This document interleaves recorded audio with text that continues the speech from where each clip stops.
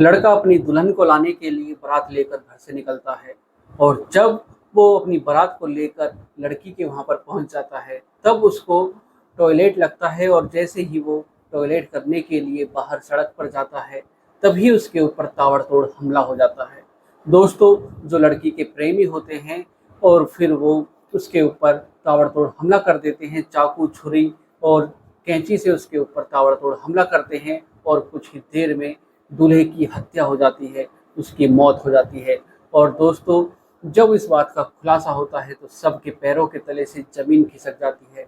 सब सोचने और समझने के लिए मजबूर हो जाते हैं कि आखिर कोई ऐसा कैसे कर सकता है। तो दोस्तों, जानते हैं आज की इस कहानी के माध्यम से पूरी घटना को कि क्या इस साजिश में जो होने वाली दुल्हन थी उसका भी हाथ था या नहीं। तो दोस्तों, अगर आप चैनल पर पहली बार हैं, चैनल को सब्सक्राइब करें, वीडियो को लाइक करें, शेयर करें, कमेंट करें, बेल आइकन ज़रूर दबाएं जिससे कि मेरे आने वाली हर एक वीडियो आप तक पहुंच सके और आप क्राइम से रूबरू हो सके। तो दोस्तों, अगर चैनल पर पहली बार हैं, चैनल को सब्सक्राइब करना बिल्कुल भी ना भूलें। आपके एक सब्सक्राइब से मेरा हौसला बढ़ता है, आपके एक लाइक से मेरा हौसला बढ़ता है। तो दोस्तों, चलते हैं, जानते हैं शुरू से आखिर तक हर बार की तरह इस घटना को। नमस्कार दोस्तों, मैं अनुज। आज आपके लिए जो ये घटना लेकर आया हूँ, ये है उत्तर प्रदेश की अयोध्या की। दोस्तों, वहाँ का एक थाना है इनायत नगर और वहीं का एक गांव लगता है मेहरूरा गांव। दोस्तों, मेहरूरा गांव का एक व्यक्ति है जिसका नाम रामदयाल है और उसका एक पुत्र होता है जिसका नाम सुरेंद्र कुमार होता है और सुरेंद्र कुमार की 24 साल उम्र होती है। दोस्तों, 17 जुलाई को उसकी बारात निकलने वाली थी और जो बारात जाने वाली थी वो जाने वाली थी कुमारगंज थाने में तिदौली गांव। और जो सुरेंद्र कुमार की जिससे शादी होने वाली थी, जो लड़की थी, उसका नाम था कामनी।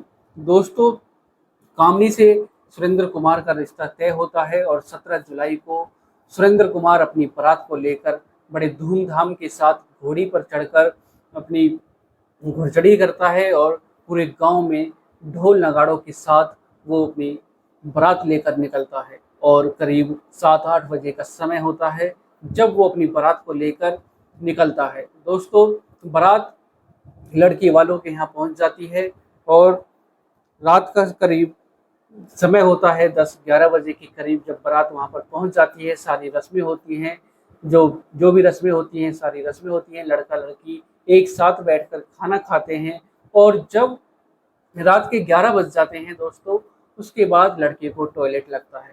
जो लड़के ने पानी वगैरह, कोल्ड ड्रिंक वगैरह जो पी थी, उसे पीने के बाद उसको टॉयलेट लगता है और वो अपने साथियों से कहता है कि मुझे टॉयलेट लगा है। दोस्तों, जहाँ पर टेंट लगा हुआ था तो उसका दोस्त कहता है कि चलो बाहर की तरफ चलते हैं, तंबू से बाहर की तरफ चलते हैं, रोड की तरफ, और वहाँ पर टॉयलेट कर लेना। दोस्तों, उसके बाद जब सुरेंद्र कुमार टॉयलेट करने के लिए सड़क पर जाता है और वो वहाँ पर टॉयलेट करने लगता है, तभी एक लड़का आता है और उससे वो बातें करना लगता है। दोस्तों, जो सुरेंद्र कुमार का दोस्त था वो उसको देखकर हैरान हो जाता है कि आखिर ये क्या बात कर रहे हैं।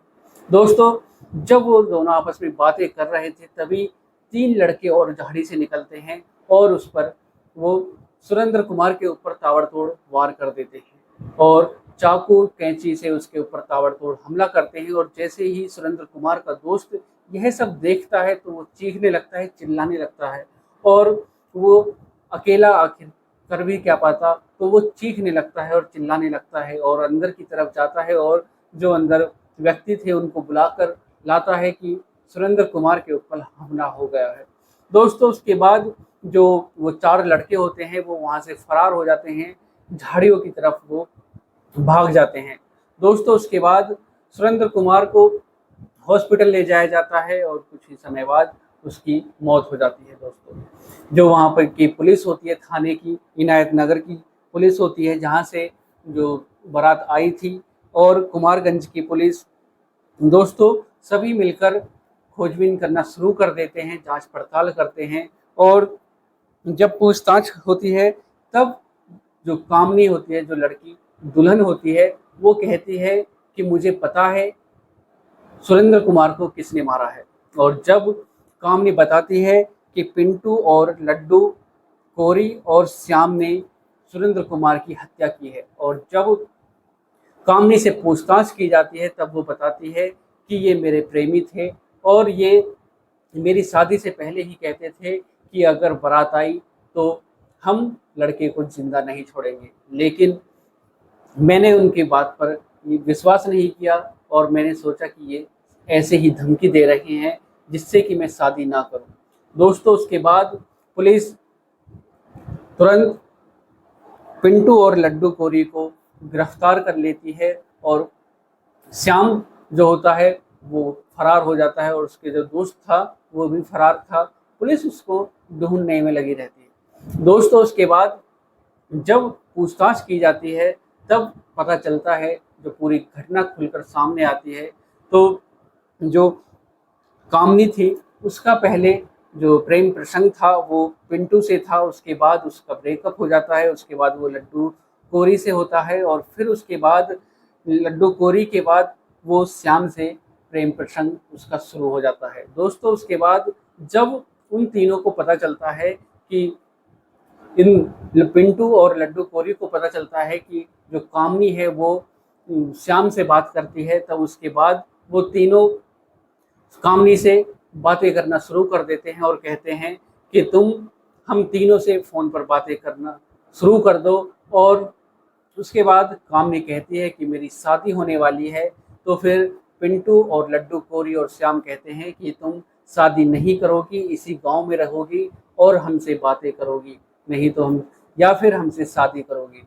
दोस्तों, उसके बाद कामनी कहती है कि ऐसा कुछ नहीं होगा, मेरी शादी होने वाली है और मैं नहीं चाहती कि ये सब हो। उसके बाद दोस्तों, जो पिंटू और लड्डू कोरी और श्याम कामनी को धमकी देते हैं और कहते हैं, जो सनी देओल का जो डायलॉग होता है कि अगर इस चौखट पर बारात आई तो लाशें बेच जाएंगी। तो दोस्तों, कामनी जो होती है वो उनकी बातों पर विश्वास नहीं करती है और जब सुरेंद्र कुमार बारात लेकर आता है और वो अपनी फील्डिंग लगा देते हैं और वो इंतजार कर रहे थे कि जब दूल्हा बारात लेकर जाएगा, विदा होकर जाएगा, तब उसके बाद ही हम उसके ऊपर हमला करेंगे। लेकिन लड़के जो सुरेंद्र कुमार होता है दूल्हा, उसको टॉयलेट आ जाता है और वो टॉयलेट करने के लिए बाहर की तरफ जाता है, तभी उसके ऊपर वो ताबड़तोड़ हमला कर देते हैं और चाकू से, कैंची से उसके ऊपर ताबड़तोड़ हमला करते हैं और उसकी मौत हो जाती है। तो दोस्तों, पुलिस अपनी जांच पड़ताल करती है और उसमें पुलिस को शक था कि शायद जो कामनी है उसका भी उसमें हाथ हो। लेकिन जब जांच पड़ताल की जाती है, पूछताछ की जाती है, तब कामनी का उसमें कोई रोल नहीं होता है और पिंटू, लड्डू कोरी और जो श्याम था उनको जेल भेज दिया जाता है। दोस्तों, जो उनका जो दोस्त होता है वो फरार था, उसको पुलिस ढूंढ रही थी। तो दोस्तों, आज की जो ये कहानी है, इसको सुनाने का उद्देश्य किसी का दिल दुखाना नहीं, किसी को परेशान करना नहीं, बल्कि आपको जागरूक करना है, सचेत करना है, सावधान करना है, सतर्क करना है। दोस्तों, अगर आप चैनल पर पहली बार हैं, चैनल को सब्सक्राइब करें, वीडियो को लाइक करें, शेयर करें, कमेंट करें, बेल आइकन जरूर दबाएं, जिससे कि मेरे आने वाली हर एक वीडियो आप तक पहुंच सके और आप क्राइम से रूबरू हो सकें। तो दोस्तों, मिलते हैं एक और घटना के साथ। आज के लिए सिर्फ इतना ही। नमस्कार, जय श्री श्याम।